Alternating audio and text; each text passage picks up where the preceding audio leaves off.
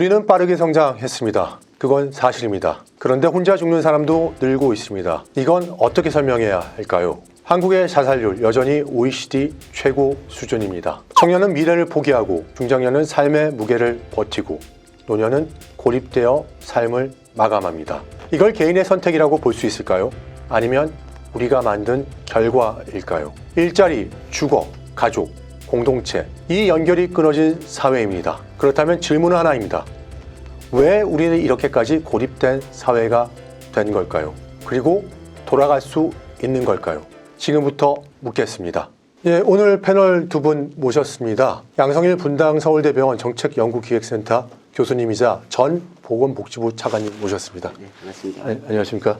송경준 서울시 보라매공원 공공부원장님 모셨습니다. 네, 안녕하세요. 반갑습니다. 네. 두 분 바쁘실 텐데 이렇게 자리해 주셔서 너무 감사의 말씀드립니다. 오늘 저희가 좀 다뤄야 될 문제가 좀 무거운 문제입니다. 자살률 증가의 원인과 그리고 이게 개인의 고통인가 사회의 실패인가에 대해서 좀 저희가 논의를 드리고자 하는데요. 한국 자살률이 여전히 OECD 최고 수준입니다. 두 분 교수님도 아시겠지만 청년은 우울하고 중장년은 버겁고 또 노년은 고립돼 있다는 얘기를 많이 하는데요. 이걸 어떻게 봐야 할까요? 양 교수님, 이 문제를 개인의 고통이라고 봐야 될까요? 사회가 다뤄야 될 이슈라고 보고 계십니까? 저는 결론적으로 말씀드리면 개인의 이슈라고 보기보다는 사회가 다뤄야 될 중요한 주제이라고 생각을 합니다. 자살률이 높다는 것을 개인의 어떤 칩으로 이렇게 계속 간다고 하면 아마 자살률은 영원히 계속 우리나라 OECD 1위로 아마 딱 고정이 될 것 같습니다. 오히려 이 문제가 과연 왜 일어나는지를 좀 더 사회 구조적인 문제로 파악을 하면서 이 문제를 하나하나씩 구조적인 문제를 변화를 시켜 나가야 우리도 OECD 평균 수준의 자살률로 떨어지지 않을까 그렇게 생각을 합니다. 교수님 말씀을 듣고 나니까 이게 개인적인 이슈도 있겠지만 그 개인적 이슈를 발현하게 하는 사회 구조의 문제라고도 볼 수 있겠네요. 네, 그렇습니다. 그러니까 뭐 청년들 같으면 대표적으로 취업의 문제가 굉장히 그렇죠. 중요하죠. 20대 청년들 지금 취업률도 점점 낮아지고. 굉장히 낮아지고 특히 이제 디지털 AI 전환의 시대에서는 아시지만 노동 대체가 될 가능성이 높기도 해도 높고요. 이제 노인 자살률은 우리나라가 국민연금이 늦게 시작하다 보니까 다른 나라에 비해서 연금에 받는 수준이 낮습니다. 그러다 보니까 외롭고 소득이 낮다 보니까 빈곤하고 그러다 보니까 아마 좀 극단적인 생각을 하실 수 있는 가능성이 높다고 볼 수 있죠. 다른 나라에 비해서. 그러한 구조적인 문제는 반드시 이렇게 같이 해소돼야지만 해결될 수 있다고 봅니다. 교수님 말씀대로 그럼 소득 크레바스가 또 발생하고 연금 수령기까지 발생할 수도 있고 또 최근 이제 국민연금이 수령자의 금액이 좀 높아졌다고 하지만 여전히 모자라다는 말씀입니다. OECD의 평균 수준에 비해서는 낮은 수준이기 때문에 저희 나라가 OECD의 제일 낮은 제일 높은 노인 빈곤율을 또 나타내고 있지 않습니까? 이게 문제네요. 이게 청년일 때도 그렇고. 송 교수님, 분명히 이게 많이 찾아오는 환자들도 보실 텐데요. 이 자살률 증가의 원인이 정신질환 문제일까요? 아니면 저희가 바라보니 사회의 구조의 문제로 바라봐야 될까요? 조금 전에 양 교수님도 말씀해 주셨는데. 이제 저는 이제 응급실에서 직접 환자를 진료하는 응급학과 의사다 보니까 실제로 이제 자살을 시도해서 또는 이제 안타깝게도 자살로 사망하시는 환자들을 굉장히 자주 뵙고 있습니다. 보세요? 네. 실제로 자살 환자들이 응급실을 찾는 그 빈도가 뭐 하루에 몇 건씩 될 정도로 그렇게 많은가요? 상당히 이제 환자분이 많고 실제로 저희 이제 의료진들이 많이 상대하는 상황입니다. 이분들이 우울증이나 불안장애나 알코올 의존 같은 정신질환 문제가 있어서 실제 자살에 이르게 된다는 주장, 그리고 실제로 그 배경이 타당한 거는 맞습니다. 그리고 실제로 그런 정신질환 관련성들은 다 입증이 되어 있는데요. 지금 우리 교수님 말씀처럼 단순히 이제 그 문제로만 보는 것은 굉장히 한계가 있다는 생각입니다. 왜냐하면 이 환자들하고 인터뷰를 하거나 환자들의 병력을 쭉 살펴보면 반복해서 등장하는 어떤 갈등 상황이 있는데요.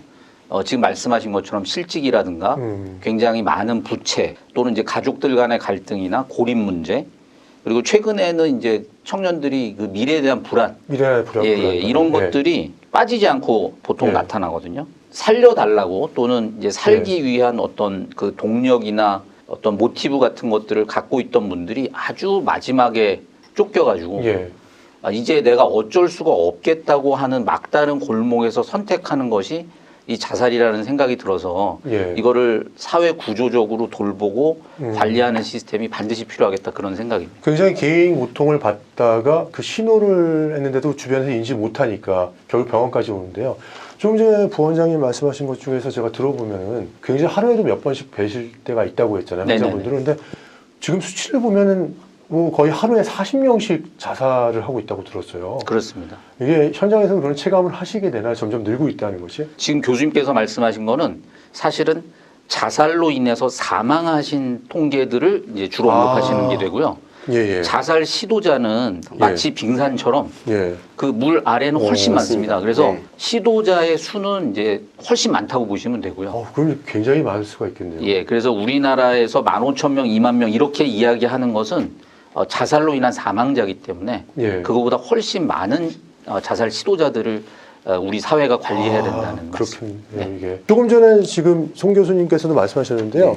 또 보건복지부 전 차관님이시니까 제가 여쭤보면은 복지 문제하고 또 연결이 될 것 같아요. 아까 청년들 말씀하실 때 노동시장의 불안, 그 주거에 대한 뭐 압박, 이 경쟁 구조 같은 게 있잖아요. 이걸 빼고 설명이 가능할까요? 청년들의 문제는 뭐 사실 저희가 청년의 어떤 사망의 원인 자체가 청년들과 또 중고등학생 사망의 원인 자체가 다 보면 1위가 자살이지 않습니까? 그러면 그것들을 다시 되돌려 보면 중고등학교 때부터 뭔가 심리적인 압박감을 굉장히 받는데 그 심리적 압박감의 원인은 결국 우리나라 성장한 원인도 되지만 또 반면에 또 과도한 교육열이 현재까지도 있고 그리고 과도한 교육열에서 다시 또 좋은 취업 자리까지 연결되는 이러한 경쟁 구도 속에서는 결국은 이런 사회 문제가 있을 수 있고요. 또 제일 중요한 것은 우리나라에 있어서는 사실 한번 이렇게 실패를 한다. 즉 한 번 학교를 잘못 간다. 그럼 또 취업도 잘못하기 때문에 결국 패자부활전을 꿈꾸기 어려운 사회입니다. 이재명 대통령께서도 말씀하셨지만 결국은 이제 창업도 마찬가지인데 한 번 창업에 실패했다고 해서 왜 포기하느냐. 다시 일어나야 되잖아요. 근데 실질적으로 우리나라의 경우에는 대체로 보면 결국 패자부활전이라는 것 자체가 성립되지 않기 때문에 결국 어느 하나의 목표로 해서 끝까지 달성하다가 결국 그것이 실패로 끝날 경우에는 어떻게 생각하면 심리적으로는 극단적인 생각까지 할 수 있는 이런 상황까지 갈 수 있습니다. 근데 그 원인은 결국 취업의 문제라든지 또 취업을 못하면 결국 주거의 문제도 불안정해지고 소득도 불안정해지니까 다 이게 연결이 되어 있다고 볼 수 있습니다. 그 지금 교수님 말씀드리는 것도 저도 동의하는 게 얼마 전에 이 프로그램을 할 때 저희가 다뤘던 부분이 하나가 교육에 대한 부분이었거든요. 왜 사교육이 증가할까에 대한 부분인데 우리나라 어릴 때부터 교육에 대한 문제가 이 대학 입시와 그리고 취업 모든 것이 다 연결된다고 볼 수 있겠네요. 네, 그렇습니다. 그렇다면 이런 자살률을 낮추고 우울한 사람들을 줄일 수 있는 이 자살공화국이라는 오명을 벗기 위해서 정책을 어디에 중점을 둬야 될까요? 치료에 중점을 둬야 될까요? 아니면 구조 개혁에 중점을 둬야 될까요? 처음에 주셨던 교수님 질문으로 좀 다시 가고 싶은데요. 그러니까 이제 말씀을 이게 개인의 정신건강 문제로 봐야 할까, 사회의 구조적인 문제로 봐야 할까? 차관님이나 저나 이제 그 구조적 문제의 중요성을 조금 더 강조해서 말씀을 드렸는데요. 이게 저는 사실 이제 이렇게 나누어서 보는 것이 조금 문제가 있지 않나 이런 생각입니다. 왜냐하면 이게 상호 관계를 맺으면서 계속해서 막 악순환의 고리랄까요? 그러니까 경제적인 불안이나 고립이 돼 있는 사람은 정신건강이 나빠지기 마련입니다. 이렇게 나빠지는 정신건강 때문에 이제 실직이 되거나 관계 단절이 되고 근데 이걸로 인해서 사회적으로 다시 고립되고 이게 또 정신건강을 나쁘게 만드는 계속 악순환 거네요. 그렇습니다. 그래서 이런 문제가 있기 때문에 지금 이제 마지막에 질문 주신 자살 예방 정책 관련해서는 이제 제 생각은 그렇습니다. 이게 병원이라든가 상담실 안에 있는 정책만으로는 이 문제를 극복하기가 굉장히 어렵다. 그러니까 사실은 사회 전체가 이 문제를 개선하려는 노력을 해야 된다는 말씀인데요. 이게 어려운 이야기입니다, 사실. 그래서 뭐 노동시장 문제라든가 주거 문제, 청년 부채 문제라든가 또는 지역사회 연결망 회복이라든가 요즘에 나오고 있는 돌봄 문제 이런 것들이 같이 가서 결국에는 사람이 끝까지 혼자 버티지 않아도 되는 사회, 뭔가 서로 도움을 주고 받을 수 있는 사회를 만드는 게 굉장히 이제 중요한 부분이라고 말씀드립니다. 두 분 말씀 듣다 보니까 더 복잡해지긴 하는데요. 사실 혼자 사는 사람도 굉장히 늘었습니다. 네, 그리고 혼자 죽는 분들도 늘었어요. 네, 고독사도 늘고 있습니다. 맞습니다. 이걸 어떻게 봐야 될까 보면서도 이런 부분들을 누가 책임져야 될까에 대한 부분에 한번 생각해 볼 필요성이 있는데, 개인입니까? 이게 가족입니까? 아니면 사회가 책임져야 될까요? 은둔형 외톨이, 예. 뭐 고독사 이런 예. 문제 자체를 전통적으로 보면 우리나라의 경우에는 대체로 개인의 어떤 그렇죠. 라이프 스타일 또는 예. 개인의 성향으로 좀 그렇게 간주하는 경향이 있었습니다. 그렇지만 이제 코로나19가 되면서 실질적으로 고립이 되는 가족들도 고립이 되고 이런 상황에서 보면 고립이라고 하는 것 자체가 개인이 어떻게 잘못됐다 이런 것보다는 이게 어떤 사회적 환경의 변화 속에서 이루어질 수밖에 없는 구조가 있구나라는 것을 예. 국민들께서 인식하셨다는 것은 굉장히 나름적으로 의미가 있고요. 예. 그래서 개인의 문제냐 사회적 책임이냐 이것을 양분할 수는 없습니다. 이게 양분할 그렇죠. 수는 없는데 말씀드렸던 것처럼 개인의 선택이냐로만 보기 시작하는, 그러니까 그렇게만 보는 관점에서 본다면 우리는 앞으로 자살공화국의 오명에서 벗어날 수 없다는 말씀이고, 일단은 사회적인 어떤 주거 문제라든지 교육 문제라든지 노동 문제라든지 소득 보장, 복지 정책 같은 이런 종합적인 어떤 정책들이 결국 한 사람의 개인이 국가가 외롭지 않다라는 것을 느낄 예. 때 본인의 선택은 좀 더 국가가 있으니까 한번 의존해보자 이렇게 변화를 예. 해야 된다는 거죠. 그런 예. 점에서 보면 어떻든 개인의 선택과 동시에 좀 더 예. 사회 구조적인 변화를 같이 가져오면서 이 문제를 해결해야지 이 문제가 저는 풀릴 것이다라고 이렇게 보는 것입니다. 네. 예. 지금 말씀 듣다 보니까 또 저희 송 교수님께 여쭤봐야 될 것 같은데, 이게 예전에는 좀 이 우울증이라든지 이런 것들, 뭐 자살에 대한 원인 자체를 개인에서 찾았지 않습니까? 그렇습니다. 근데 최근 들어서는 이제 뭐 가족 문제를 넘어서서 사회 문제로 보고 있다는 게, 그럼 동의하시는 건가요? 뭐 저도 이제 상당히 동의한다고 말씀드리고 싶은데요. 왜냐하면 우리 그 사회 변화, 예. 가족 관계의 변화, 그 다음에 사회 안에서, 그러니까 일터를 포함한 여러 학교 이런 관계망들의 변화에서 저는 사실 이 문제를 찾을 수 있다고 생각합니다. 예. 그전에는 가족이나 직장이나 그런 그 이웃 공동체 같은 곳에서 이제 어떤 정신적인 문제가 있거나 어떤 그런 외로운 문제, 더 나아가서 경제적인 문제가 있다고 하더라도 서로 그걸 알고 같이 해결하려고 노력하고, 또 누군가에게 내가 도움을 받을 수 있고 예. 호소할 수 있고 이런 관계가 있었단 말이죠. 예. 근데 지금은 사실은 개인이 원해서 그런 관계를 안 맺는 게 아니라 고립된 상태에서 다시 그런 사회로 돌아가지 못하는, 그리고 본인은 돌아가고 싶은데 돌아갈 그런 관계망이 있는 사회 자체가 존재하지 않는 예. 이런 굉장히 이제 힘든 사회가 된 거죠. 예.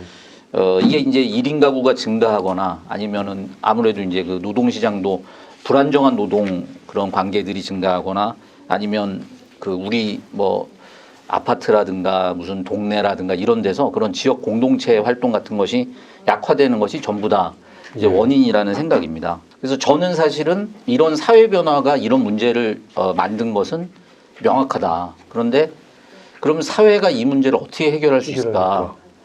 뭐 이제 국가의 역할이나 이런 부분들을 이제 말씀하시는데, 사실 이렇게 관계를 맺어 이런 식으로 국가가 할 수는 없지 않습니까? 예. 그렇죠. 그러니까 그런 관계를 시도할 수 있거나 적어도 그런 관계가 생길 수 있는 여건, 그게 무슨 돌봄 시스템이나 뭐 커뮤니티 공간이나 정신건강복지센터나 이런 것들을 국가가 고민하고 만들어 나가되, 그 안에서 그런 관계들을 만드는 거는 우리 사회 구성원들 모두가 좀 해야 되는 일들 아닌가요? 홍 교수님께서는 또 현장에서 병원에서 또 경영을 하시면서 이제 주신 말씀이었고, 저희 양 교수님께서는 또 이제 정책을 예전에 입안하고 또 그렇게 하셨지 그렇습니다. 않습니까? 그럼 국가가 개입해야 한다고 보십니까? 그럼 만약에 한다면 어디까지일까요? 국가가 어디까지 개입해야 하느냐는 것은 뭐 국가의 철학에 따라서 굉장히 다를 수는 있습니다. 이번에 우리가 정신건강 이제 복지 기본 계획을 이제 발표를 했죠. 그러면 결국은 거기 보면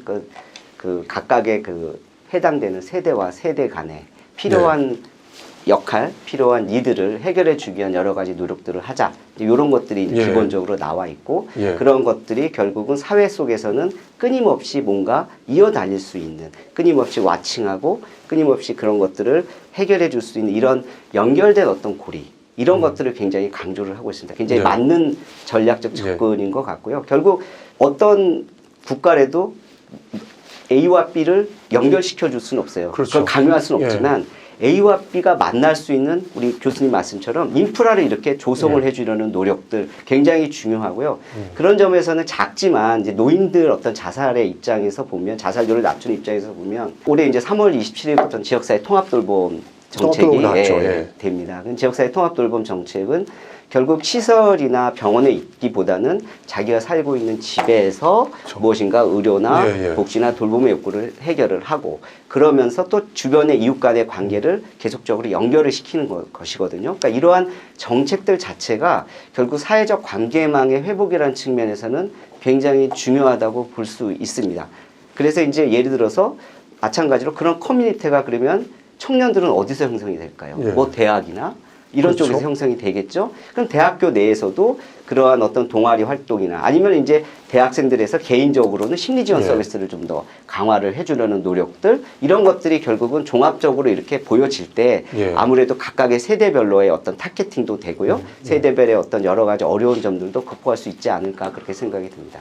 교수님 말씀 들으면서 참 그런 게 저도 이제 학생들을 가르치고 있지만 요즘 청년들은 같은 반에 이렇게 수업을 듣더라도 옆에 친구가 누군지 궁금하지도 않고 네, 그렇습니다. 서로 간에 교류도 안 하는 것 같은 느낌을 저도 많이 받고 있습니다. 두 분 교수님께서 말씀 주셨는데 이게 청년 얘기도 나오고 중장년, 노인, 세대마다 상황이 다릅니다. 청년은 관계가 끊어지고 있고 중장년은 또 일자리를 잃어서 문제가 생기기도 하고 노년은 고립된다고 얘기를 합니다. 이걸 같은 문제로 볼 수 없을 것 같은데요. 해법도 같을 수 없겠죠? 그렇습니다. 일단은 세대별로 상황이 다르기 때문에 당연히 세대별에 맞는 맞춤형 정책은 필요합니다. 만약에 주신다면 어떤 정책이 그러니까 예를 들면 청년 같으면 제일 어려운 게 미래에 대한 두려움이나 상실이지 않습니까? 취업의 문제가 있을 수가 있고요. 중장년은 당장 실직이 되면 현재가 어렵지 않습니까? 이런 현재의 고민. 그다음에 이제 노인들은 관계의 단절. 빈곤 이런 문제가 있습니다. 이런 문제는 반드시 세대별로 타겟팅을 해서 맞춤형으로 가야 되는 건 분명한데요. 저는 그렇지만 이것을 최대한 세대별 맞춤형으로 간다 하더라도 정책의 기본적인 형태는 하나의 동일한 형태로 가야 된다고 봐야 됩니다. 뭐 지역사회를 강조한다든지 지역사회 안에서 무엇인가 지역사회 내의 자원을 통해 가지고 이러한 정신건강 문제를 해결을 해야 된다는 이런 어떤 원칙 속에서 하나하나 그 자원들을 연결시키려는 노력들, 그 다음에 또 예를 들면 지금 발전하고 있는 디지털이나 AI 기술을 통해 가지고 좀 더 예방적인 어떤 접근을 한다든지 일종의 정책의 그릇은 동일해야 됩니다. 다만 정책의 그릇이 세대별로는 동일한 맞춤형 처방이 아니라 세대별 맞춤형 처방이 돼야지만 실효성 있는 정책이 이루어지지 않을까. 어려운데요. 이게 통합적인 것은 그릇에 담되 세대별로 또 분류를 해야 되는데 그럼 만약 예산을 써야 되잖아요. 저희가 예산이 또 한계가 있지 않습니까? 네, 그렇습니다. 그럼 이 세대가 다른데 그럼 어디에다가 더 집중하라고 말씀을 여쭤보면 제가 우둔한 질문일까요? 우둔한 질문은 아니고요. 예산은 많으면 많을수록 좋겠죠. 그렇지만 아까 말씀드렸던 그런 세대별 맞춤형 처방 속에는 그 세대가 그것을 처방한다고 해서 해결되는 문제는 아닙니다. 결국은 청년의 취업의 문제를 해결한다면 고용부의 일자리 정책을 훨씬 더 풍성하게 해야 될 필요가 있고요. 중년들 같으면 실직의 문제가 됐을 때는 바로 무엇인가 대체할 수 있는 일자리를 만들기 위한 노력 전환이라든지 여러 가지 노력들이 직업훈련이라든지 맞습니다. 매칭이겠죠. 그다음에 이제 노인의 문제는 중장기적으로 보면 결국 연금 문제가 어느 정도 성숙이 되면 해결이 될 수 있고 아까 얘기했던 통합돌봄의 문제로서 관계의 단절을 이제 극복해 나가는 노력들. 그러니까 이런 것들이 하나하나 보면 자살 정책인 것 같지만 실은 사회 구조적인 변화의 정책을 가져오는 정책이거든요. 그래서 예산이라고 하는 것은 거기에서 빠져 있는 정책들, 예를 들어 심리 지원 서비스라든지 이런 것들에 있어서는 좀 더 특화된 서비스가 필요하다는 것은 분명히 예산에 투입이 돼야 됩니다만 구조적인 문제에 있어서는 각 섹터별로 맡고 있는 구조적인 전환, 구조적인 변화의 욕구를 얼마만큼 잘 스무스하게 해결하는 것이 오히려 맞춤형 해법일 수 있습니다. 그 교수님 현장에 계시잖아요. 보시기에는 어떻습니까? 이게 청년하고 중장년, 노인 세대별로 좀 다르게 접근해야 되나요? 저는 지금 차관님 언급하신 것처럼 이 국가 차원의 통합 정신건강 시스템은 반드시 필요한데 반드시 필요하고 그러나 실제 서비스를 펼치는 데 있어서는 이제 완벽하게 세대 맞춤형이어야 된다. 그러니까 청년층의 자살에 이르게 되는 원인들 이런 것들이 틀리고 중장년층이 틀리고 노년층이 이제 다르니까요. 그렇죠. 다르죠. 그런 네. 다른 문제들을 살피고 거기에 맞는 서비스를 고민해야 된다는 그 말씀에는 이제 완전히 공감하고 동의합니다. 근데 제가 좀 드리고 싶은 말씀은 이 전체적인 그런 세대별 서비스를 고민함에 있어서 예. 이 고립돼 있는 상태를 찾아낼 수 있는 시스템 이게 이제 굉장히 중요하다는 생각이거든요. 그러니까 제가 이제 그 시립병원에서 일하다 보니까 우리 병원에 오는 그 자살 관련 환자들 또는 자살로 사망한 환자들이 사망을 확인해 달라고 오는 경우들이 이제 꽤 있는데 고시원이나 아니면은 그 주거 취약 어떤 환경들 그러니까 뭐 쪽방촌이라고도 이야기하고 이런 데에서 몇 달간 외부인들과 관계가 없다가 무슨 냄새가 나요? 이분이 움직이지 않아요? 집 앞에 뭐가 쌓여 있어요? 이렇게 하면서 신고를 하거나 경찰이 출동해서 문을 열어보니까 사망해 계신. 이걸 이제 소위 말하면 고독사라고도 하고 이건 물론 자살이 아닐 수도 있습니다. 왜냐하면 병사일 가능성이 있으니까요. 근데 어쨌든 이런 그 변사를 만나게 되는데 이거는 뭐냐 하면 몇 개월 동안은 고립돼 계셨다는 거거든요. 이분이. 그렇죠. 그런데 우리 사회가 또는 그 관계망에서는 전혀 눈치채지 못했다 또는 어떤 그 관계가 그 틀을 뚫고 들어가지 못했다라는 방증입니다. 그래서 저는 이제 그 어느 연령계층이 됐든 간에 지금 교수님 언급해 주신 그게 무슨 시스템이든 그게 학교 안에서든 직장에서든 또는 이웃 공동체든 그런 체제들을 좀 만들어서 이게 결국에는 정신건강 시스템하고 다르지 않다고 저는 생각하거든요. 조기에 그런 고립을 알아낼 수 있는 그런 체계가 반드시 필요하다 그런 생각입니다. 네. 저희 보건복지부에서도 이런 이제 돌봄 서비스가 필요하거나 또 이런 노인분들을 확인하는 그런 제도가 있지 않나요? 네, 시스템이 있습니다. 그 어떤 제도죠? 그러니까 이제 아까 우리 교수님 말씀하셨듯이 이제 결국 고독사를 이제 발견하기 위해서 뭐 통신 데이터를 받아온다든지 뭐 수도 데이터를 받아온다든지 이렇게 여러 데이터를 받아와서 일정 기간 뭔가 변화가 없으면 뭔가 의심의 징후가 있을 수 있지 않습니까? 그런 시스템을 이제 갖추고는 있습니다. 이제 결국은 뭐냐면 이렇게 변화를 그러니까 결국 예방의 문제가 굉장히 중요하다고 볼 수 있는데요. 그게 이제 결국 고독사를 방지하고 자살을 예방하는 건데요. 분명히 더 잘 아시겠지만 무엇인가 징후가 있습니다. 이 징후를 결국은 발견하기 위해서는 물론 사람들이 옆에 있는 관계망 속에서 체크를 하는 것도 중요하지만 점점 고립되어 가는 이런 사회적 관계망 속에서는 사실 쉽지가 않습니다. 결국은 이제는 우리가 좀 더 스마트하게 예방을 해야 되지 않냐. 이런 측면에서 굉장히 강조적으로. 뭐 AI 같은 것도 활용할 수 있겠네요. 그러니까 AI나 여러 가지 빅데이터 같은 기술들이 서로 정보를 오고 가면서 어떤 이상 징후가 발견할 때는 어떤 동사무소나 뭐 경찰서에 알려줘서 한번 확인할 수 있게 하거나 이런 시스템들이 반드시 가져야 훨씬 더 예방에서도 효과적일 수 있습니다. 결국 스마트한 예방 시스템을 갖추는 데에 있어서는 데이터의 활용에 대한 문제도 중요하고 이런 문제에 있어서 만약 걸림돌이 있다 그러면 좀 더 진짜 중요한 우리가 목적인 자살률 예방을 위해서는 좀 더 과감하게 이런 데이터의 규제나 이런 문제도 좀 해결을 해야 될 것 같고요. 그렇게 해서 결국 스마트한 예방 활동을 통해 가지고 그 결국 이런 어떤 자살의 문제나 고독사의 문제를 해방하는 것이 앞서서 예산의 투입의 우선순위가 있을 때 여러 것도 있겠지만 이런 쪽에는 사실 좀 더 과감하게 투입을 해야 된다. 저는 그렇게 생각을 합니다. 매트릭스를 구조를 만들어서 어디에 투입해야 되는지를 보다 보면 되게 힘들겠네요. 저도 국가 예산을 받지만. 이게 이제 실제 취업을 못해서 걱정하는 청년들도 있고 또 실제 실직을 하고 나서 이전직을 해야 되는 중장년들도 있지 않습니까? 경제적인 요소가 굉장히 크잖아요. 근데 도리어 또 취업을 하고 나서 노동시장에 들어가 있는데 정신건강의 문제로 인해서 실제로 자살을 또 극단적인 선택까지 하는 사람들이 있지 않습니까? 그럼 이럴 때 기업의 책임은 어디까지인가를 좀 살펴보고 싶은데요. 과로도 있고 감정 노동도 심하지 않습니까? 직장 내 괴롭힘. 이게 반복되면서 극단적인 선택으로 이어졌다는 보도도 있습니다.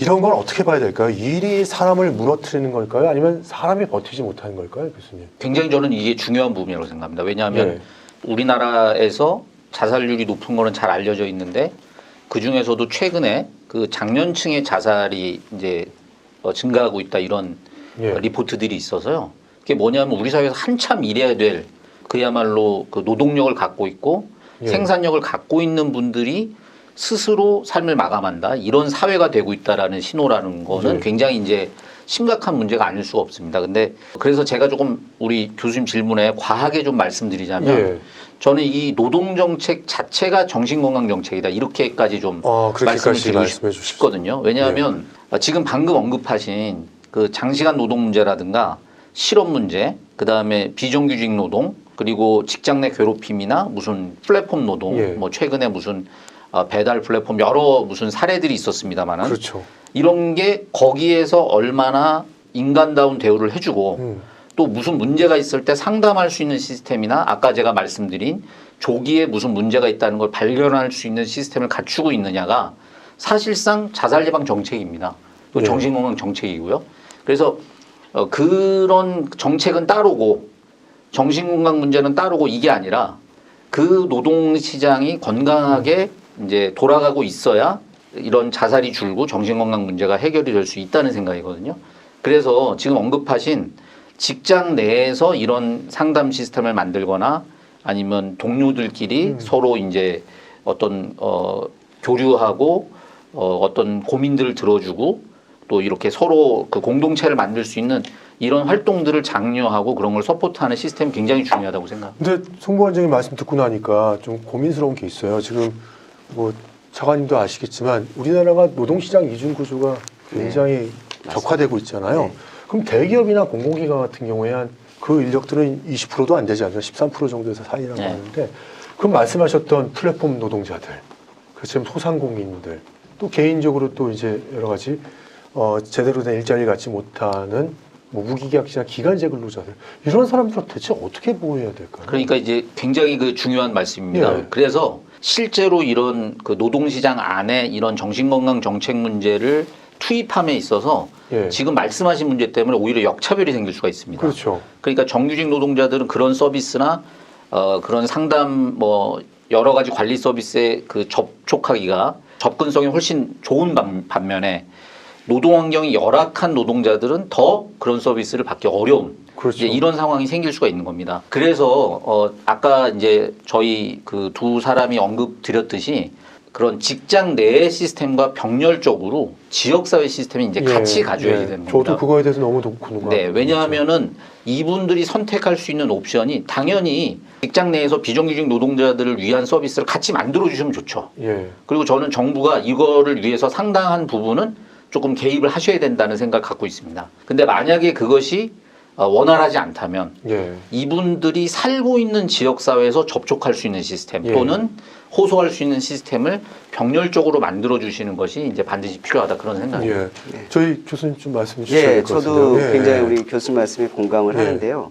결국 우리가 직장을 다닌다고 하면 대부분의 시간을 직장에서 있습니다. 그러면 그 시간 대부분의 시간을 보내는데 그 직장 자체가 본인한테는 지옥 같다면 당연히 정신적으로 보면 굉장히 불행하겠죠. 그리고 뭐 말씀하신 극단적인 선택도 할 수 있고 결국은 기업의 대기업이다 이런 어떤 좀 튼튼한 기업에 있어서는 여러 가지 그 기업 복지 차원에 있어서의 뭐 심리 지원 서비스라든지 그런 어떤 서비스를 이용해서 그런 문제를 해결을 해야 된다고 생각합니다. 이것이 뭐 개인의 뭐 한 직원의 스트레스다 이런 식으로 접근하는 것 자체가 이제는 아까 했듯이 우리나라 국민의 대부분이 뭐 개인의 건강이나 개인이 약해서 자살하는 거 이거가 똑같은 얘기거든요. 이제는 기업들도 뭐 상당히 저는 많이 변했다고 생각을 합니다만 기업들도 이제는 그 기업 직원의 그 하나하나의 스트레스를 개인의 어떤 이유로 치부하지 말고 말 그대로 우리 그 기업 전체 어떤 생산성 향상이라든지 어떤 이런 측면에서 좀 접근을 해야 되고요. 말씀하셨듯이 또 하나의 측면은 결국 대기업이 아닌 뭐 중소기업이나 아니면 배달 라이더나 플랫폼 노동자들은 거꾸로 갈래야 갈 수가 없어요. 대기업에 두드릴 수가 없잖아요. 그러면 이제 말씀하셨듯이 결국 지역사회 내에서 그런 건강 안전망을 갖춰야 됩니다. 그런 건강 안전망을 갖추기 위해서 뭐 정신건강 복지센터라든지 이런 쪽을 좀 더 역할을 부여하면서 이분들이 항상 편하게 결국 이제 국가가 이제 그런 점에서 중요한 거는 편하게 접근할 수 있도록 또 동사무소에 가서도 어떤 네. 이런 욕구를 얘기했을 때 그러면 뭐 기업이니까 그게 아니라 정신건강복지센터에 가시면 지역사회 내 충분히 어떻게 해결할 수 네. 있을 정도로 당연히 정신건강복지센터의 질도 높아져야 되고 이런 문제도 프로그램도 풍부히 해줘야 결국 대기업과 저희 중소기업 기타 이중 어떤 노동시장의 이중구조 때문에 점점점 이렇게 양극화되는 현상들을 그렇죠. 정신건강적 측면에서 보면 좀 더 완화시킬 수 있는 해법이 아닐까 그렇게 네. 생각이 듭니다. 사실 상담을 받고 싶어도 못 받는 사람들이 있는 것 같습니다. 이게 이유는 돈인 것 같더라고요. 저도 직원들 예전에 정신건강 상담 서비스를 제공하다 보니까 병원에 가지 않고 그냥 상담을 받을 수 있는 것만 해도 시간당 거의 10만 원 네, 가까이 그렇습니다. 되더라고요. 그리고 1회에 상담을 받는 것이 아니라 또 계속 받아야 되기 네. 때문에 부담이 상당히 클 것 같더라고요. 근데 이런 부분들에 대해서 사실 보면 건강보험이나 네. 공공재원을 사용하는 네. 데 또 한계가 있을 것 같고 네, 네. 그럼 민간 시장과 병행을 해야 될 텐데 네, 네. 재정 부담이 네. 되잖아요. 그리고 또 다른 한면에서 또 교수님처럼 의료 인력도 부족하잖아요. 실제 현장에서 이 상황에서 확대가 가능할까요? 누가 먼저 말씀해 주시죠. 뭐 제가 먼저 네. 말씀드리면 자살 예방에 예산을 쓸 때 우선순위가 몇 가지 있습니다만 예. 결국 제일 중요한 건 이겁니다. 취약한 사람들이 왜 취약하게 됐느냐. 뭐 예를 들어서 취업에 실패하니까 취업에 네. 실패하면 거꾸로 돈이 없어요.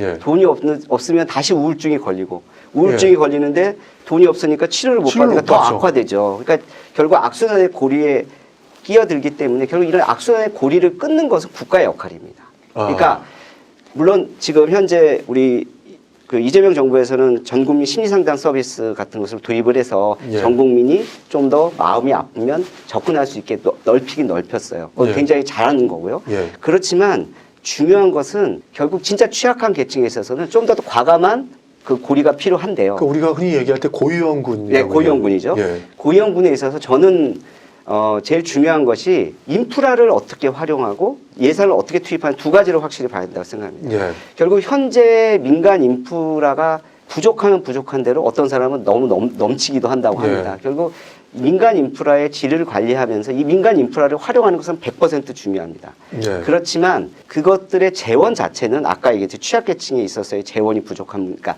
취약계층에 대한 지원은 공공재정이나 예. 건강보험에 있어서 확실하게 투입을 해줘야 그 악순환의 고리를 끊는다고 저는 생각을 합니다. 지금 구조는 돈 있는 사람만 좀 치료받는 구조였는데 그래도 정부가 이런 부분들에 좀 신경을 써줬으면 과감한 좋겠다는. 이런 것은 과감한 투자가 또는 과감한 정책적 결단이 필요합니다. 예. 동일한 국민들한테 동일한 서비스를 일정 부분 하는 것은 기본적으로 베이직한 건 중요하지만 취약계층한테는 좀 더 과감하고 폭넓은 서비스가 필요하다고 생각합니다. 송 교수님 보시기엔 어떤? 그러니까 이제 지금 말씀 주신 것처럼 저는 이제 이 정신건강 서비스나 그 정신건강 관련 의료들은 예. 굉장히 저희 응급의료랑 마찬가지로 공공성이 강한 예. 그런 성격을 갖고 있다고 봅니다. 특히 이제 지금 저희가 말하고 있는 자살 문제뿐 아니라 중독이나 뭐 여러 가지 정신건강 문제들로 고통받는 환자들이 나중에 그 실업이나 가족 해체나 그 이웃과의 단절이나 여러 가지 어떤 결론적으로 이루어지는 그 결과들을 보면 결국에는 조기에 개입해서 이런 문제들을 예방하는 것이 오히려 비용을 아낄 수 있는 건데 예. 조기에 그 비용에 접근하지 못하는 환자들이 결국에는 최악의 상황으로 이르게 되는 이런 이제 그 과정을 사회가 어떻게 예. 보면 그냥 놔두고 있는 셈이거든요. 그래서 지금 강조해 주신 것처럼 사회 전체 비용으로 보면 이렇게 어떤 그 조그마한 정신건강 문제가 있을 때 빨리 상담을 받고 조기에 치료에 인입될 수 있도록 예. 도와드리는 그런 부분이 사회 전체 비용을 오히려 아낄 수 있다는 그렇죠. 말씀을 좀 드리고 싶고요. 이런 시스템과 관련해서 이제 저희가 응급실에서 응급실에 자살 시도로 오신 환자분들을 지역 정신건강복지센터에 연결을 해서 예. 그런 자살 시도자들이 치료에 인입되고 또 필요하면 정신과 외래도 가시고 아니면 그 복지센터에 있는 상담사도 만나시고 이렇게 할 수 있는 프로그램들을 지금 이제 복지부 주도로 굉장히 열심히 지금 운영을 하고 있거든요. 굉장히 많은 응급센터가 여기 참여를 하고 있고 실제로 큰 효과를 보고 있습니다. 궁금한 게 그 네. 부원장님 그 이게 시립병원이라서 그런 거예요? 저는 아닙니다. 민간병원도 다. 그 민간병원 민간병원도 하고 있습니다. 예, 예. 네. 복지부가 이제 예산 지원을 해서 네. 상담사를 고용해서 그런 상담 활동을 하도록 다 이제 도와주고 계시고 이런 과정을 통해서 굉장히 많은 효과를 지금 실제로 거두고 있습니다. 예. 저희가 이제 보험 자료랑 연결을 해가지고 분석을 해보니까 2배에서 4배 가량 차이가 나는 것으로 그런 서비스를 받은 분들은 예. 그만큼 덜 추가 시도를 하시고 시도를. 예. 그런 서비스를 못 받으신 분들은 더 자살과 관련한 시도를 예. 하시는 것으로 이제 확인을 했거든요. 예, 예. 제가 드리고 싶은 말씀 그래서 이 공공성이 강한 이런 서비스와 관련해서는 이게 이제 개인 책임이나 재정 부담과 관련한 논의를 하기 전에 실제로 전체 투여될 예산 중에 또 국가가 부담할 수 있는 예산 중에 어느 부분에 어느 정도 효율적으로 부담을 할 것인지에 대한 이런 이제 논의들이 진행이 돼야 되는 것이지 개인에게 맡길 것이냐 공공이 부담할 것이냐 이 논의하기는 이제 한참 지났다. 한참 지났다. 예, 그렇게 말씀드리고 싶습니다. 예. 또 문제가 최근 들어서 이제 지방 소멸 네. 이슈가 큽니다. 저도 지방 소멸 대응 좀 평가하고 있다 보니까 지역 가게 되면요, 지역 커뮤니티도 이게 네. 되고 있는 것 같고 또 공동체 복원, 그러니까 사람을 만날 곳이 줄었습니다. 네. 그리고 상권도 사라지고 7시만 돼도 밥 먹으러 갈 곳이 없더라고요. 네. 그리고 지역은 비어가고 모임도 줄고 관계가 끊어지고 있습니다. 이게 단순한 변화일까요? 아니면 이게 붕괴라고 보입니까? 이게 또 보건복지 영역이기도 하니까. 네. 지역 소멸의 원인은 뭐 다양합니다. 뭐 예. 자살의 원인이 뭐 사회 구조적인 문제도 있고 개인의 원인이 있듯이 지역 소멸의 원인은 다양한데요. 그렇죠. 기본적으로 저희가 젊은 층들한테 왜 그 지역을 떠나냐고 물어봤을 때 예. 대부분의 1순위, 2순위를 다 합치면 다 경제적인 경제적인 문제입니다. 이슈죠. 일자리 문제입니다. 일자리 문제를 어떤 그 지역에 우리 5급 3특 이런 어떤 예. 정책처럼 그 지역에 맞는 특화된 일자리들을 충분히 갖추지 않으면 이 예. 현상은 아마 지속될 것이라고 믿습니다. 이 현상이 지속된다는 의미는 결국 일자리가 없으니까 떠나니까 결국 그 떠난 그 사람들을 위한 인프라, 뭐 예. 의료나 교육이나 뭐 이런 인프라도 필요 없잖아요. 그러니까 또 그렇죠. 이분들이 떠나요. 그러면 네. 또 어려우니까 결국 또 청년들은 더 환경이 열악해지니까 더 떠나는 또 이것도 악순환의 네. 예. 고리에 있기 때문에 균형 정책 차원에서는 일자리가 가장 중요한 것 중요하고. 같고요. 예. 이제 다만 이제 말씀하셨듯이 결국 그러면 있는 사람들 간에 커뮤니티 간에 문제에 있어서 아까도 잠깐 들려주시긴 하셨잖아요. 네네 커뮤니티 간의 문제에 있어서는 어떤 제도적인 측면에서 어떤 뭐 통합 돌봄이라든지 예. 아까 했듯이 청년들 간의 어떤 뭐 심리 지원도 개인적인 심리 지원도 있고 청년들 간의 자주 활동 이런 어떤 그러니까 국가가 일부러 만나게 할 수는 없겠지만 국가가 그러니까 만나게 할 수 있는 장을 열어줘야 된다. 열어준다. 그런 것들을 계속적으로 열어주면서 관계망의 어느 정도의 회복은 계속 예. 노력을 해야 되는 거고요. 그렇지만 그 노력으로는 한계가 있다. 결국 제일 중요한 일자리 문제를 해결하기 위한 근본적인 여러 가지 노력들, 예. 지방 일자리 위한 노력들이 반드시 병행돼야지만 아까 얘기했던 지역 소멸의 예. 이런 고리도 서서히 끊어질 수 있다. 예. 이렇게 저는 생각이 듭니다. 정책적으로는 지금 저희 양 교수님께서 말씀하신 부분인데 사실 이제 또 저희 모랄영어 같은 경우 서울에 또 위치해 있잖아요. 근데 지역에 내려가 보니까 사실 병원도 찾기가 힘들어요. 그리고 이게 그러니까 경제 문제뿐만 아니라 관계 문제까지 있는데 의사분들도 사실 지역 가서 생활하기 어렵다고 얘기를 하시잖아요. 근데 과연 이런 부분들에 대한 뭐 우울증, 자살 이런 부분들에 대한 어떤 치료까지 지역에서 받을 수 있을까요, 사실은요? 제가 이제 그 임상에서 일하는 응급학과 의사로서는 이제 그 부분에 대해서 무슨 통찰력을 갖고 있거나 네. 그런 뭐 우리 양 교수님 같지는 않을 것 같습니다. 근데 이제 제 생각을 조금 말씀드리면은 기본적으로 체육시설이라든가 뭐 도서관이라든가 주민센터라든가 이런 그런 어떤 그 사회 인프라들을 갖추면서 국가가 그런 그 공동체를 만들려는 노력의 기반들을 지원을 하고 그 안에 프로그램들을 각 지역마다 이제 만들어서 활성화시키면서 지금 교수님 말씀하신 그런 좋은 의료 인력이나 또는 그런 서비스들이 만들어질 수 있도록 하는 그런 노력들이 이제 중요할 것 같다는 생각이고요. 제가 병원에서 공공부문 맡고 있는 부원장으로서 꼭 드리고 싶은 말씀은 이제 이 부분 지역 커뮤니티와 관련해서는 이 의료기관과 지역사회 연계 부분입니다. 그러니까 사실은 지금 이제 우리나라에 특히 제가 일하고 있는 그 서울 지역 같은 경우에 이제 의료기관이 굉장히 많습니다만은 이 의료기관들이 반드시 지역사회랑 사실 연결되었어야 함에도 불구하고 그렇지 못한 일들이 많거든요. 지금 이제 네. 보건복지부가 열심히 노력하셔서 그 통합돌봄 시스템이라는 것이 병원에서 퇴원하는 환자들의 지역사회 관리를 병원과 지역사회가 같이 상의하고 논의하고 예. 연계하라는 취지로 되어 있거든요. 저는 이게 정신건강 문제나 자살 환자도 아까 제가 이제 자살 지도자 사후관리 사업 말씀드렸는데 맥은 똑같다고 생각합니다. 지금 보라매 병원만 해도 인근 그 동작 관악구에 있는 여러 주민들과 관련된 서비스라든가 또는 그 보건소와의 연계 프로그램들 또 지역사회 건강한마당이나 여러 가지 그 지역 주민들과 할 수 있는 프로그램들 이런 것들 고민하고 이제 진행을 하고 있거든요. 그런 것처럼 꼭 공공병원이 아니라고 하더라도 예, 당신네 병원에서 치료받고 지역사회로 돌아가는 환자들과 관련된 일정한 지역사회 연계 프로그램들 고민하고 진행을 해야 되고요. 연계가 결국에는 그런 어떤 지역 커뮤니티의 예. 그 의료와 관련된 인프라를 이제 상향시키는 부분이 되는 거고 그런 결과들이 결국에는 단절됐던 네트워크를 좀 만들 수 있는 그런 역할을 할 수 있지 않나 이렇게 생각합니다. 지방소멸대원금이 투입되면서 보면은 지역마다 보건소라든지 네. 그렇지만 체육시설이라든지 네. 이 주민센터 시설이 좀 잘 돼 있는 것 같더라고요. 근데 네. 그럼에도 불구하고 사람이 서로 만나지 못하는 그런 네. 지역의 특성들이 있는 것 같은데 이걸 개선하는 게 가능하다고 보십니까? 상당히 쉽지는 않을 거라고 예. 생각이 들고요.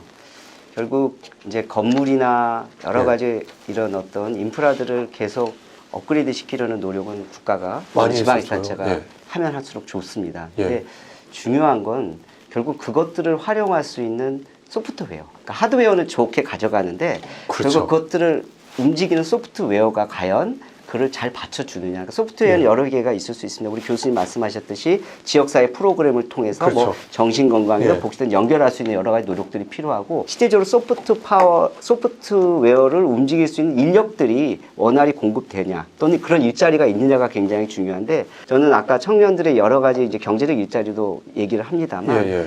결국 우리가 이런 지역사회에서 그 지역사회 주민들이 필요로 하는 일자리에 대한 고민들은 지역사회 주민들이 많이 알 수 있습니다. 이런 것들은 지역 그 사회 서비스 일자리라든지 이런 예. 형태의 대체되는 일자리 또는 사회적 협동조합이라든지 이런 자조적 활동을 통해 가지고 좀 더 소프트웨어적인 측면에서 예. 소프트 파워를 높여서 접근을 하면 조금 더 낫지 않을까 싶습니다. 저도 보건복지하고 저점이 있더라고요. 그러니까 예산도 같이 했었지만 네. 또 조건부 수급자들 있잖아요. 네, 그렇습니다. 조건부 수급자가 복지부에서 또 고용노동부로 네. 또 이렇게 오는 분인데 그분들에 대한 연구를 좀 해봤거든요. 네, 네. 보니까 이분들에 대해서 사회 서비스라든지 사회적 네. 기업과 연계시켜서 네, 맞습니다. 일자리에 적응할 수 있도록 만든. 네, 저도 그렇습니다. 사회복지사기도 하거든요. 네, 아, 그렇습니다. 예, 예. 네, 저는 네. 뭐 경영학과 교수지만 네. 사회복지사도 있기 때문에 20년이 넘었습니다. 네, 네, 근데 예. 그러다 보니까 연결이 되는 느낌이 좀 듭니다. 네. 그리고 이해가 좀 더 쉬워진 것 네, 같습니다. 그러니까 이제 아까 했듯이 이제 차상위 계층이라고 보통 예, 얘기하는데요. 예. 차상위 계층 분들이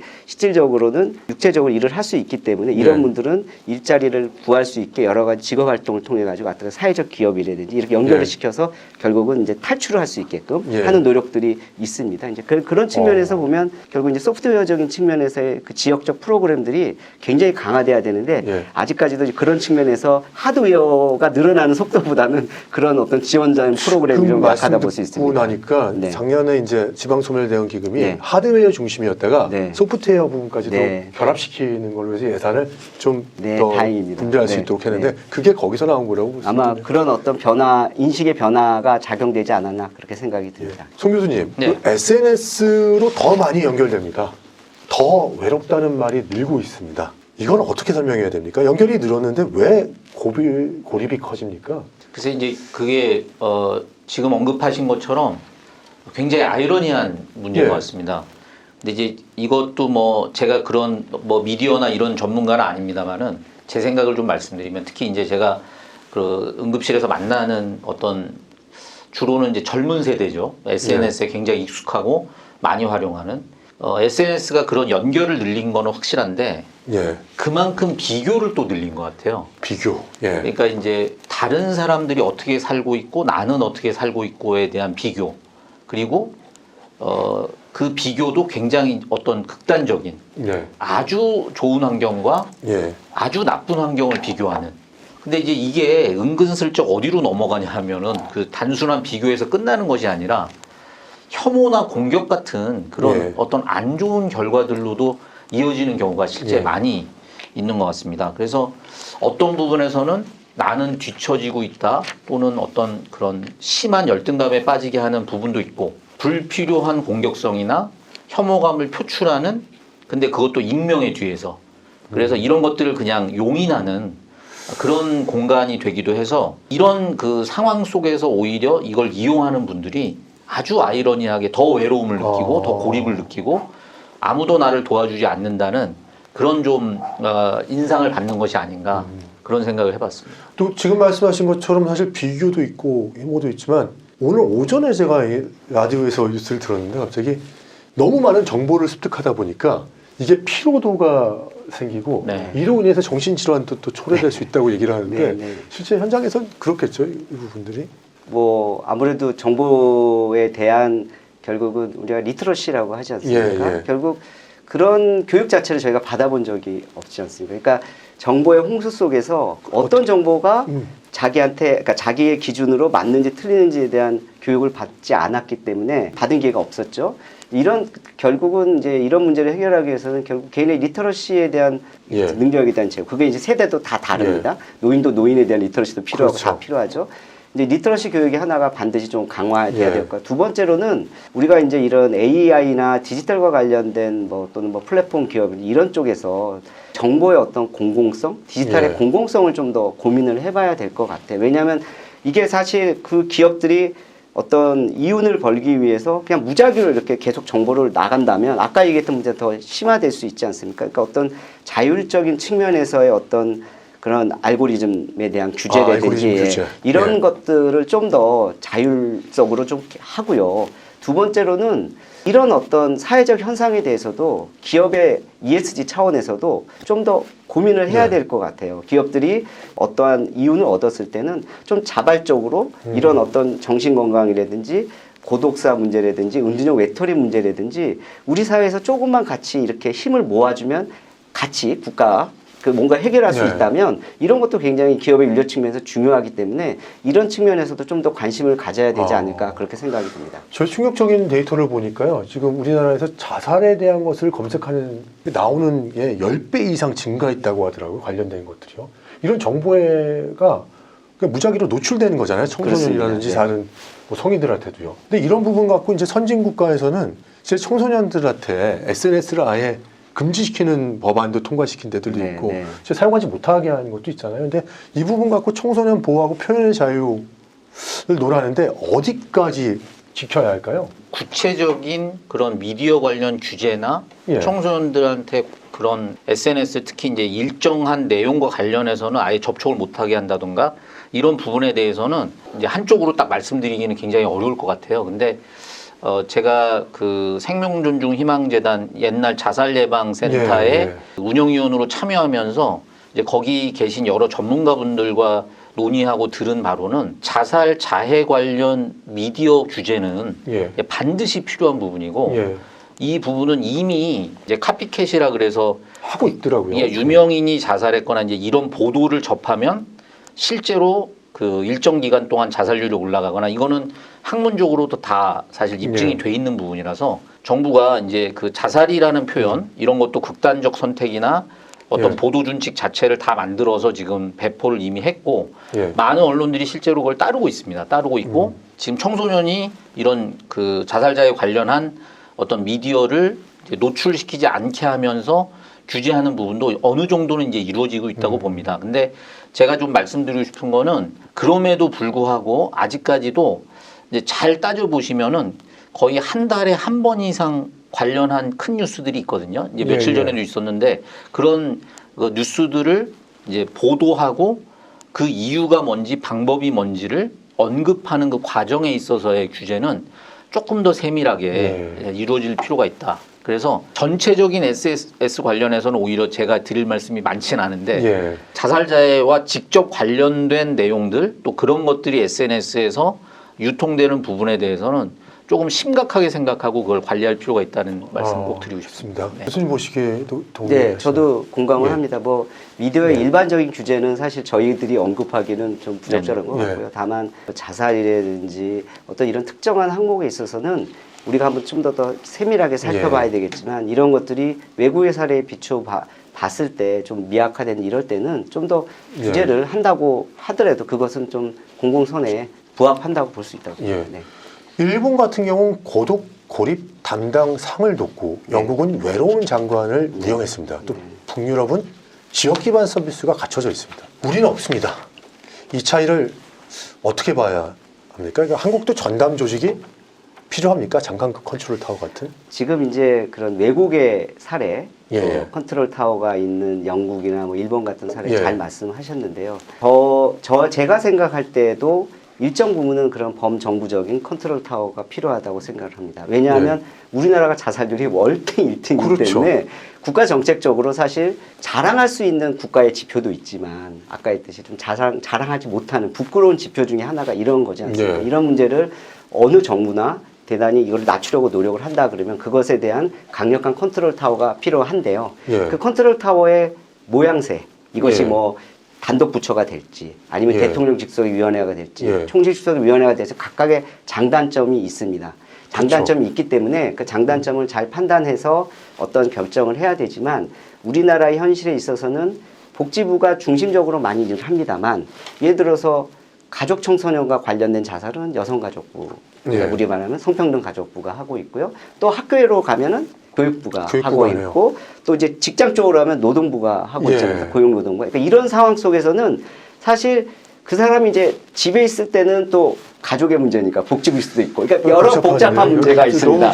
네, 개인적으로는 복잡한 문제가 있으니까 결국은 이런 문제를 좀 컨트롤 타워라고 하는 것이 어느 부처의 기능을 뺏자 이런 문제가 아니라 좀 더 유기적으로 연계해서 딱 한마디로 이렇게 딱 명령을 내리면 4개 부처가 싹 관련돼서 해당되는 역할이 틈새가 보이지 않도록 꼼꼼하게 가려면 분명히 범정부의 컨트롤 타워가 필요하고 그 의미는 결국 우리나라 국민들의 생명을 지킨다는 차원에서도 좀 더 촘촘하게 지킨다는 차원에서도 뭐 부처의 약간의 조직이 늘어나는 문제하고 그런 거하고는 비교할 수 없다고 봅니다. 저는. 위원회를 만들더라도 그냥 위원회가 행정위원회까지 가야 되겠네요. 그렇습니다. 그렇지 않으면 쉽지 않을 것 같아요. 그런 정도의 역할이 강력한 권한을 가진 행정위원회가 돼야 말씀하신 대로 그렇게 돼야지만 실질적인 실효성이 있고 이런 것들이 예를 들어서 일정 부분 시간이 지나면 자살률이 낮아지면 또 그 역할을 다 했으면 이제 다시 적용하면 됩니다. 네, 그래서 일정 시점까지는 좀 더 강력한 컨트롤 타워가 필요하다. 저는 그렇게 생각합니다. 이재명 대통령도 이 건에 대해서는 좀 강조하셨었잖아요. 네, 맞습니다. 그럼 필요성이 좀 있다고 생각이 현재로는 듭니다. 제가 알기로는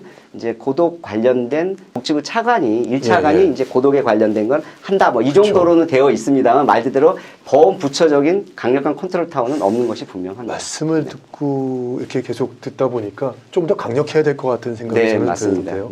교수님 보시기엔 어떠실까요? 저는 이제 그 언급해 주신 일본이나 영국도 특히 북유럽 같은 경우는 이제 우리랑 이렇게 그 사회가 변화해온 역사가 굉장히 다르죠. 특히 이제 우리 사회 굉장히 빨리 급격하게 지금 노령화라든가 이런 고립 문제, 자살 문제 이런 것들을 맞닥뜨리고 있어서 원래 이제 지역 기반 복지가 굉장히 강하고 공동체 신뢰 수준이 높은 이런 북유럽하고 그대로 비교를 해서 그 사람들의 시스템을 우리한테 갖고 오는 거는 상당히 이제 어렵다고 봅니다. 지금 그 양 교수님 말씀하신 것처럼 어떤 조직을 만들고 이제 어떤 정부 내 위치에서 이런 일들 할 것인가 이거는 이제 제가 언급하기는 조금 적절하진 않은 것 같고요. 제가 드리고 싶은 말씀은 반대로 이런 그 나라들의 예를 벤치마킹해서 우리나라 형태의 어떤 그러니까 한국형의 어떤 그런 돌봄 모델, 통합 모델을 만드는 것이 이제 필요하지 않겠느냐 이런 말씀까지는 드릴 수 있을 것 같고요. 아까 제가 이제 그 노동 정책이 곧 정신건강 정책일 수 있다고 말씀드렸는데 그렇게 따지면은 보건, 복지, 주거, 노동 이런 모든 사실 이슈들하고 이런 그 자살 예방 관련한 정신건강 정책이 따로 갈 수 없는 문제라서 통합 모델로 이런 그 정신건강을 돌보는 시스템을 갖추는 거는 반드시 필요한데 저는 오히려 이제 이걸 요청드리고 싶어요. 복지부나 아니면 우리 총리실이나 또 대통령께서 이 문제를 진짜 심각하게 생각하신다면 어떤 형태로 풀어가는 것이 제가 말씀드린 통합 모델을 만들고 운영하는데 가장 적절할까 이런 고민을 오히려 저는 좀 해주십사 이렇게 요청드리고 싶은 그런 마음입니다. 전반적으로 말씀을 나누다 보니까 시간이 많이 지났는데요. 예산은 한정돼 있습니다. 네. 그래서 선택해야 됩니다. 아까도 말씀 주셨는데 교육, 뭐 조기 상담, 네. 발굴, 선별 검사, 아니면 응급 개입이라든지 뭐 한라인, 고위험군 관리 이런 부분들이 있는데 정말 보시기에 뭐가 먼저여야 될까요?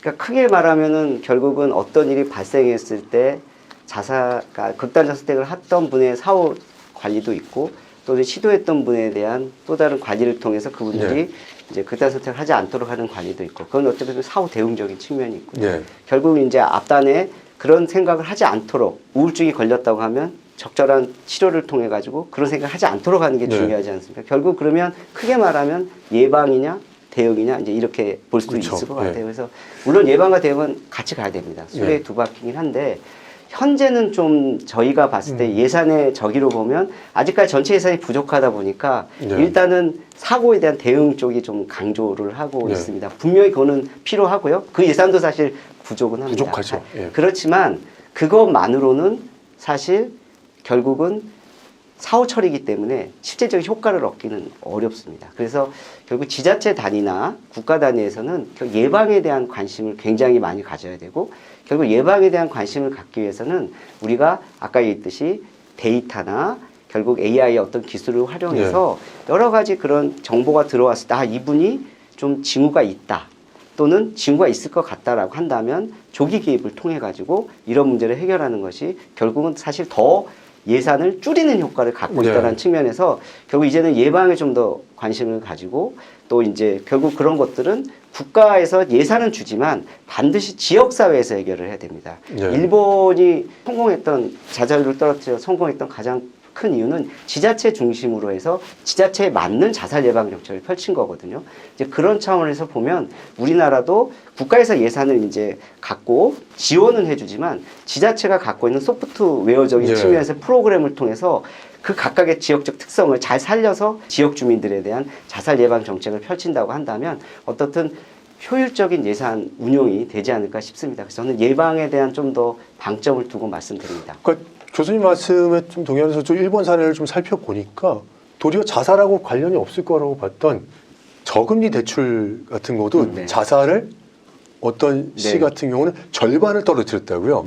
저금리 대출 소상공인에 대한. 그러니까 뭐 다양한 정책적인 대안이 있을 수 있고 부처 간의 칸막이가 더 없어져야 되지 않을까 그렇습니다. 싶은데요. 그거는 뭐 분명하고요. 그래서 아까 말씀드렸던 우리나라형의 어떻든 컨트롤 타워라고 하는 것이 어떤 형태일지 모르겠습니다만 지금보다는 좀 더 강력해져야 어떤 시점에 지금처럼 자살률이 좀 더 높아져 가는 이런 시점에서는 저희가 좀 더 강력한 컨트롤 타워를 갖고서 5년, 10년 이렇게 노력을 하면 아마 또 떨어지지 않을까 싶습니다. 그런 노력을 위해서는 특히 우리나라 중앙부처의 입장에서 칸막이가 굉장히 심하기 때문에 그런 컨트롤 타워를 통해서 이런 문제에 있어서 정책 간의 조율, 정책 간의 연계, 그 다음에 끊임없는 이런 연계를 통해서 예산의 효율성도 높이고 자살 정책의 자살 예방 정책의 효율성도 높일 수 있을 것이라고 생각이 듭니다. 송 부원장님, 우리 말씀 전에 사람을 살리는 데 집중해야 될까요? 구조를 바꾸는 데 집중해야 될까요? 현장에서 보시기에. 네, 그러니까 제가 이제 응급의학 하는 사람이니까 응급의학 하면은 이제 여러분 다 아시는 타이틀이 골든 타임이라는 말이 있지 않습니까? 그러니까 그런 현장 대응과 관련된 강조나 이런 거에 이게 굉장히 저는 좀 익숙하거든요. 그래서 응급 개입이라든가 실제로 자살 시도 후에 오신 분들을 사망에 이르지 않도록 치료하고 살리는 일 이런 거가 이제 훨씬 더 익숙한데 그래서 우리나라가 사실은 24시간 돌아가고 있는 한라인이라든가 그 고위험군에 관련된 개입 활동이라든가 여러 가지 프로그램이 지금 있습니다. 실제 있고 여기와 관련된 예산이나 그런 재정 투입이 굉장히 중요하고 필요하다는 생각입니다. 근데 저는 이제 양 교수님 말씀에 동의하는 게 근데 이게 장기간으로 이 자살률을 낮추는데 이런 응급 개입과 관련된 투자는 대단한 효과를 거두지는 못하거든요. 장기간에 걸쳐서 우리나라의 자살률을 낮추겠다는 계획을 정부가 가지고 운영을 한다면 저는 결국에는 이게 예방 중심으로 가야 된다는 생각이고요. 아까 제가 언급했던 학교, 직장, 이웃 공동체에서 고립돼 있고 문제가 있는 그 사람들을 빨리 디텍션 빨리 알아낼 수 있는 그리고 그분들한테 어떤 식으로든지 개입할 수 있는 프로그램이 갖춰져야 된다는 생각입니다. 이런 여러 가지 뭐 그런 아까 말씀하신 뭐 파산 문제, 재정 지원 문제, 또 취직 일자리 문제, 주거 문제 여러 형태의 그런 프로그램들이 그래서 동시에 마련돼야 될 것 같고 교수님 말씀하신 물론 비탄감 저도 네. 사실은 우리 자살자들 와서 상담하는 우리 상담사들한테 파산 신고 어떻게 하고 부채가 있을 때 어떻게 어디에 상의 그 국가기관이 있더라고요. 네, 그렇죠. 예, 근데 잘 모르시는 환자분들이 많거든요. 그래서 이제 그런 교육도 시키고 그런 개입 활동도 실제로 병원에서 해봤는데 그래서 이제 예를 들면 이런 많은 그 프로그램들에 대한 다양한 투자와 활성화가 필요하다는 생각입니다. 그래서 정리하면 응급 개입을 위한 투자나 그런 재정 지원은 유지가 되어야 되고 반드시 필요합니다만은 장기적인 그 자살률 감소를 위해서는 예방 관련 정책과 그런 활동들의 재정 투입이 굉장히 필요하다 이렇게 이제 말씀드리겠습니다. 두 분 이렇게 참 그래서 토론을 해주셨는데요. 마지막으로 그래도 이 고립, 우울, 자살공황이라는 좀 오명을 벗기 위해서 이랬으면 좋겠다는 뭐 한마디 정도 좀 해주시면 좋을 것 같은데. 사회에 있어서 어떤 한 개인이 예. 왜 혼자 견디지 못하냐 이렇게 물을 수 있지 않습니까? 그렇게 묻기 이전에 진짜 벼랑 끝에 선 국민들에 대해서는 좀 사회나 국가가 따뜻한 손을 내밀고 결국 그런 선택을 하지 않도록 하는 그런 사회로의 전환 그리고 그런 사회로의 전환을 위한 여러 가지 그런 변화의 제도 뭐 교육이든 여러 가든 이런 것들의 전환이 반드시 선행되고 같이 가져야 아까 우리나라가 가장 부끄럽게 생각하는 이런 그 극단적 선택의 어떤 자살률을 낮추지 않을까 이렇게 생각이 듭니다. 목표를 하고 있는 40%까지 낮추기를 좀 기대를 해보겠습니다. 제 손 교수님 원장님 보시기에는 오늘 저희가 얘기한 이런 자살 문제는 결국에는 우리 사회에 살고 있는 어떤 구성원이 막다른 골목에 이르렀다는 신호 그 결과가 결국에는 그렇게 안 좋은 일로 귀결된다는 생각이거든요. 그래서 이 막다른 골목을 해결하는 방법은 결국에는 연결이다. 막다른 골목이 없어야 된다는 생각입니다. 다 통해 있고 결국에는 그 골목을 빠져나오면 어떤 도움을 만날 수 있다고 만약에 생각한다면 그런 선택을 하지 않을 수 있다는 생각이거든요. 그래서 우리 사회가 어딘가에 막다른 골목이 있지 않나? 이런 생각들을 좀 하면서 서로 구성원들끼리 연결될 수 있도록 하는 노력이 굉장히 필요할 것 같습니다. 옛날 보면 길이 또 막다른 골목이 없이 이렇게 이어져 있듯이 누군가는 이렇게 이걸 해결할 수 있는 게 국가의 역할이고 사회의 역할이고 주변 사람들의 역할이라고 말씀할 수 있는 것 같습니다. 네, 오늘 두 분 바쁘신데 이렇게 두 교수님 모시고 좋은 말씀 들어서 감사드립니다. 네, 다시 한번 감사의 말씀드립니다. 네, 감사합니다. 오늘 확인된 것은 하나입니다. 이건 개인의 문제가 아닙니다. 누군가는 일자리에서 밀려나고 누군가는 관계에서 밀려납니다. 그리고 결국 사회에서 밀려납니다. 그 끝이 혼자 죽는 사회라면 지금 우리는 어디에 서 있는 걸까요? 정책이 필요합니다. 복지도 필요합니다. 공동체도 필요합니다. 하지만 결국 바꿔야 하는 것은 구조입니다. 혼자 버티는 사회에서 함께 살아갈 수 있는 사회로 갈 수 있을지 그 질문은 남겨두겠습니다. 오늘은 여기까지입니다. 지금까지 윤동열의 시대유감이었습니다.